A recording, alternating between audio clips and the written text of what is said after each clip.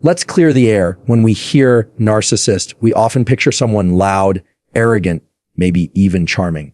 But when you're married to one, it's a whole different reality. It's not just about ego. It's about emotional erosion, slow, silent, and strategic. If you've ever felt like you're walking on eggshells in your own home, this talk is for you. Let's break down how narcissistic husbands really treat their wives, not in theory, but in truth. Let's talk about what emotional manipulations really looks like when it's dressed up as love. Because here's the thing, narcissistic husbands don't usually walk into your life looking like villains. They don't come with warning signs or flashing lights. In fact, they often start by giving you everything you thought you wanted: attention, praise, protection. They seem invested, they seem caring, they seem perfect. But the key word there, seem. In the beginning, it's intense. They love bomb you, constant text, big gestures, compliments that feel like they see right into your soul. You feel chosen, seen, maybe even rescued.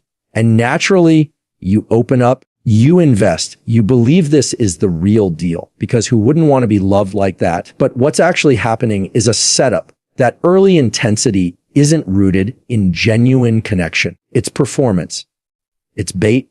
Because once you're in, once you start depending on that emotional high, that's when things shift. Suddenly, that love starts to feel different. You notice it's not as freely given. You have to work for it now. You have to say the right thing, act the right way, be the version of yourself that pleases him. And if you step outside of that box, if you push back or even just express a need, what you get is withdrawal, dismissiveness, maybe even anger. This isn't the kind of love that grows. This is the kind that's held over your head like a reward, or worse, a weapon. And that's how emotional manipulation starts to take root, quietly, but powerfully. It tells you that love is something you earn by staying small, agreeable, and accommodating. You'll hear phrases like, "I do everything for you," or "No one else would put up with you like I do." He might say it with a laugh or wrapped in a joke, but the message lands just the same. You start questioning yourself. You wonder if maybe you are too emotional or ungrateful or needy. And while you're sitting there overthinking, he's sitting in control. That's the dangerous part of this kind of manipulation. It's not loud or obvious. It's subtle. So when people from the outside look in, they don't see it.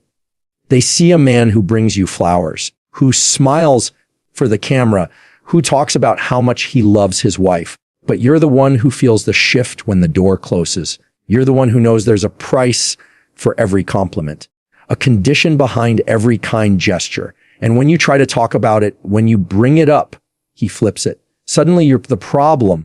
You're overanalyzing. You're too sensitive. He tells you he's just trying to help, just trying to love you. And if you can't see that, then maybe you're the one who's broken. Now you're caught in this loop, trying harder, giving more, just to get back to that version of him you met at the beginning, the version who adored you, who said you were everything he ever wanted. But that version doesn't really exist anymore. Maybe he never did. That's the cycle. That's how emotional manipulation works under the mask of love. It's not about connection. It's about control. And the longer you're in it, the harder it is to see it for what it is. Because you're not just dealing with cruelty. You're dealing with confusion. You're grieving a relationship that never quite existed the way you thought it did. And that grief is real. That hope you held on to, that maybe if you just communicated better or loved harder or were a little less reactive, maybe then he'd go back to who he used to be. That's what keeps you stuck. That's what keeps you silent. But let me tell you something. Clearly, love does not require shrinking. It does not demand silence. Real love shows up consistently. It doesn't keep you guessing. It doesn't turn your heart into a negotiation. So if you're in a relationship where affection feels like a prize you have to win back every day, know that what you're experiencing isn't love. It's emotional manipulation. And manipulation wrapped in "I love you" is still manipulation. Gaslighting doesn't always start with shouting. It often starts with a soft tone and a twisted sentence. Something like, "That's not what happened," or "You're remembering it wrong, Bass." And at first, you might second guess yourself just a little. You might think, maybe I did misunderstand, maybe I did overact. But the thing is, this doesn't happen once or twice. It happens over and over until you begin to trust his version of reality more than your own. That's the power of gaslighting. it doesn't just confuse you. It conditions you. You stop bringing things up. You stop challenging what doesn't sit right. Because every time you do, you're met with denial, deflection, or mockery. You're told you're too sensitive, too dramatic, too emotional. So eventually, to survive the relationship, you learn to silence yourself. You trade your voice for temporary peace. And here's where it gets even trickier. He won't always be overt about it. Narcissistic husbands often wear a calm, collected mask while they do it. So when he says, you always make a big deal out of nothing, it sounds like he's trying to help. When he says, you're misinterpreting what I meant, it sounds like a clarification. But every time he says those things, he's shifting the focus off his behavior and onto your reaction. Now, instead of discussing what he said or did, you're defending how you felt about it. You're stuck in the weeds of, was I too harsh? Did I imagine it? Should I have just let it go? And by the time you're finished analyzing your own emotions, the original issue is buried. That's not resolution. That's a psychological manipulation. What makes this so damaging is how invisible it can be from the outside. Other people might think he's charming, reasonable, maybe even emotionally intelligent. They don't see the emotional landmines you're walking through at home. They don't hear the tone he uses behind closed doors or how he says the exact right thing to make you feel crazy, but never anything so obvious that someone else could call him out on it. It's subtle and it's intentional. He'll rewrite history in real time. You'll recall a conversation clearly, words that stuck with you, moments that left you shaken, and he'll flat out deny it. Not just deny the meaning, but deny it ever happened. And when you insist, when you say, no, I remember exactly what you said, he'll accuse you of twisting things, of having a bad memory, or worse, he'll act like you're unstable for even bringing it up. That constant narrative flipping eats away at your confidence. You stop trusting your instincts. You rely on him to tell you what's true, what's real, what's right. And once that shift happens, you're no longer just emotionally vulnerable, you're dependent. And that's the goal. That's why gaslighting is such a common tool for narcissists. Because once you stop trusting yourself, they can shape the story however they want. They get to be the calm one, the rational one, the misunderstood one. And you're just too much. But let's be clear, being emotional isn't a weakness. Reacting to disrespect doesn't make you unstable. Having boundaries doesn't mean you're controlling. These are narratives narcissists use to flip the script and make you question your own worth. And when you try to explain this to someone else, maybe a friend, maybe a therapist, you might struggle to find the words, because gaslighting isn't always what was said. It's how it was said. It's the smirk, the sigh, the slow condescending tone that leaves you feeling small, even when the words themselves seem harmless on paper. You don't walk away from those interactions angry. You walk away confused. And confusion is the sign. That's the feeling gaslighting leaves behind. You won't always feel hurt immediately, but you will feel unsettled. You'll feel like you're losing your grip on something you were sure about. And that's by design. Because if he can keep you doubting, he can keep control. So when your reality starts to feel foggy, when you're always apologizing, but can't even remember what for, when your memory becomes a courtroom and he's always the one winning the case, don't ignore that. That's not a communication problem. That's gaslighting. And the most dangerous lies are the ones that make you doubt your own truth. Don't always notice isolation when it's happening in real time. That's what makes it so effective. It doesn't look like someone locking you in a room. It looks like concern. It sounds like, I just don't think she's good for you anymore. Or your family doesn't really support us, do they? And because it starts off sounding like protection, you listen, you trust. At first, he might just raise small doubts. He'll say your best friend talks behind your back, or that she gives you bad advice. Maybe he says your parents are too involved, or that they don't respect your marriage. He'll deliver these comments with a soft tone, maybe even a caring one, like he's just trying to look out for you. And that's how it gets in. Because when someone says they love you, you naturally want to believe that what they're saying is for your good. But over time, the pattern becomes clear. The people who've been part of your support system, your sounding board, your safe space, start to seem unsafe, unreliable or unnecessary. And little by little, you start pulling away. You cancel plans. You stop calling. You don't share as much because now when you do, he questions it. He criticizes. He plants seeds of doubt. So you stop reaching out, not because you want to, but because it's just easier not to. Then you look up one day and realize you're alone. Isolation doesn't always feel like prison. Sometimes it feels like peace because there's less conflict, less tension. But that peace is manufactured.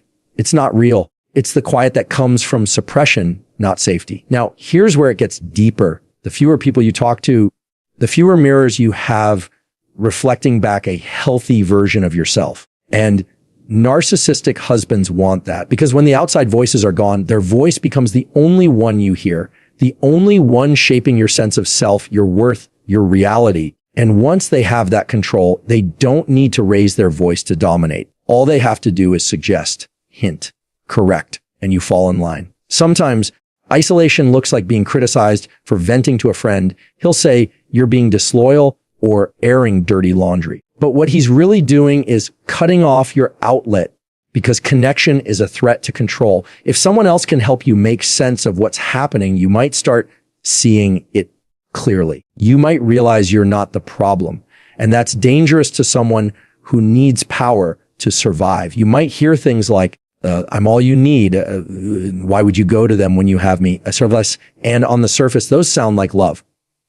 But when you look at the pattern, how your world has gotten smaller, how your circle has thinned out, it becomes clear that this isn't love. It's strategic. It's control disguised as closeness. What's even more heartbreaking is how this plays out when things go wrong in the relationship. Because by the time you're really hurting, when you're feeling broken, confused, desperate, you have no one left to talk to. And that's by design. Now, you have to go to him for comfort, clarity, validation, the very person who's been destabilizing you all along. It creates a closed system. You're trapped in a loop where the only relief is the same person who causes the harm. And that makes it incredibly hard to leave or even to imagine a life outside of it. Because he's not just your partner anymore. He's become your whole environment.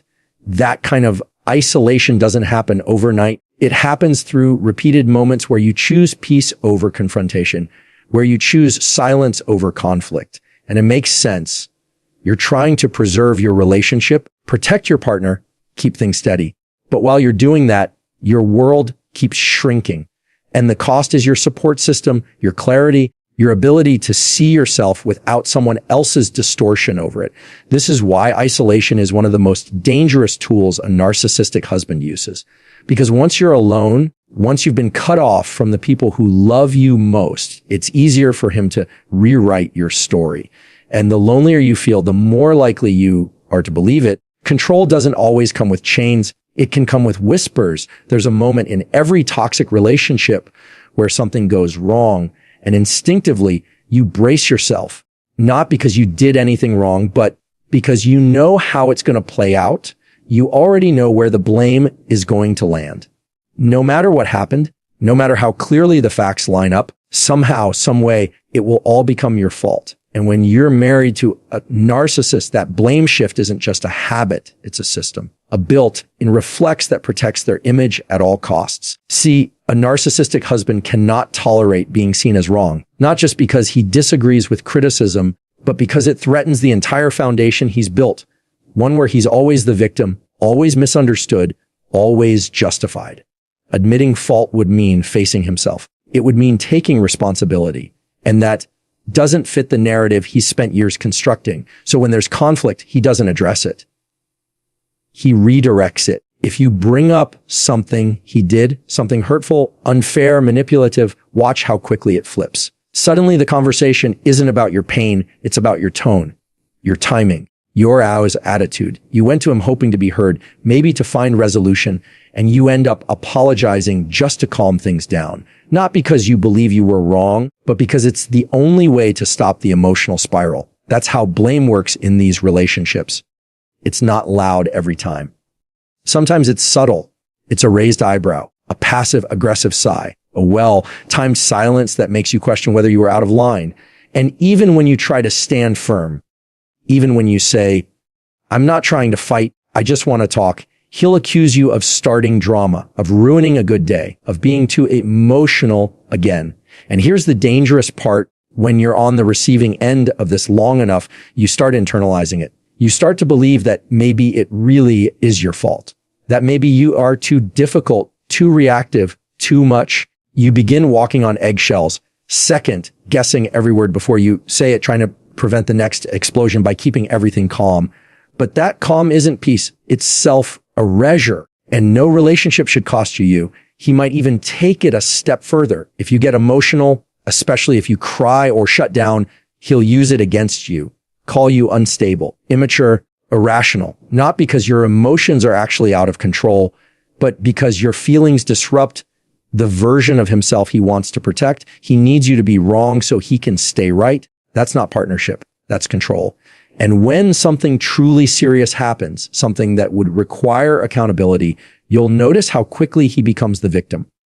Suddenly, he's stressed. He's overworked. He's been trying so hard and you just don't see it. He'll bring up his sacrifices, his struggles, his stress, anything to steer the attention away from what he did and back onto what you didn't do. So the cycle continues. You bring up a problem and it becomes your problem. You ask for clarity and it becomes criticism. You share your hurt and suddenly you're the one doing damage. That reversal is not accidental. It's practiced, polished, weaponized. Now, here's the part that's especially confusing. He doesn't always do this with anger. Sometimes he'll do it with sadness or with silence. He'll shut down emotionally and say, I just can't deal with this right now, and leave you standing in the aftermath. And because you care, because you want to fix it, you chase resolution. You take the blame just to restore the peace. But every time you do that, the pattern deepens. And he learns that if I avoid, if I deflect, she'll fold. She'll carry it. And you do. Over and over again. But carrying his blame doesn't make the relationship stronger. It makes it heavier for you. And there's only so long you can keep holding what was never yours to carry in the first place. Because when one person refuses to take responsibility, the other ends up holding the whole relationship alone. Intimacy in a healthy relationship is about connection. It's not just physical. It's emotional, verbal, even spiritual at times. It's the space where two people feel safe enough to show up fully and honestly. But when you're married to a narcissist, that space starts to feel more like a performance stage, and intimacy becomes something transactional, something earned, controlled, and withheld. A narcissistic husband doesn't just use affection to connect. He uses it to condition. If things are going his way, if you're compliant, agreeable, quiet, then he can be affectionate. He can be warm, even generous. But if you speak up, if you express frustration, set a boundary, or heaven forbid, question him, watch how quickly it's all taken away. He won't raise his voice. He won't slam a door. He'll just go cold emotionally, physically, sometimes for days. You'll find yourself in these silent stand-offs where he won't touch you, won't talk to you, won't even look at you with warmth. And it's not because he's processing or needs space. It's because he knows the silence affects you. He knows the emotional distance triggers something deep. Because deep down, you want connection. You want resolution. And he knows that eventually you'll break the silence. You'll apologize. You'll reach out. You'll try to make it right, even if you weren't wrong. That's the power in withholding. And when it comes to physical intimacy, it's no different. You might feel like you're never sure what version of him you're going to get. Some days he's engaged, charming, attentive. Other days he's distant, disinterested, cold. And the worst part, he won't tell you why. He won't communicate. He'll just let you sit in the confusion. And when you try to bring it up, you'll be met with sarcasm, denial, or blame. You might hear things like, "You're the one who's never in the mood," or "I don't want to be with someone who's always nagging me." And just like that, your effort to connect becomes ammunition against you. So you stop bringing it up. You stop asking. And that's exactly the point. What happens next is this quiet erosion. You start interpreting his moods, walking on emotional tiptoes, trying to avoid doing anything that might shut him down. You become hyper aware of what makes him affectionate and what makes him retreat. And slowly, without realizing it, you start adjusting your behavior, not to be more connected, but to avoid punishment. Because that's what this is. It's punishment. It's intimacy being used as leverage. He's not withholding affection because he's unaware of your needs. He's doing it because he knows exactly what you need, and he chooses not to give it to you. This is how control hides in the everyday, in the bedtime routine, in the way he pulls away from your touch, in the way he withholds compliments, encouragement, warmth. And when he does give it, when he finally wraps his arms around you, when he says something kind, you feel relief, not joy, not connection.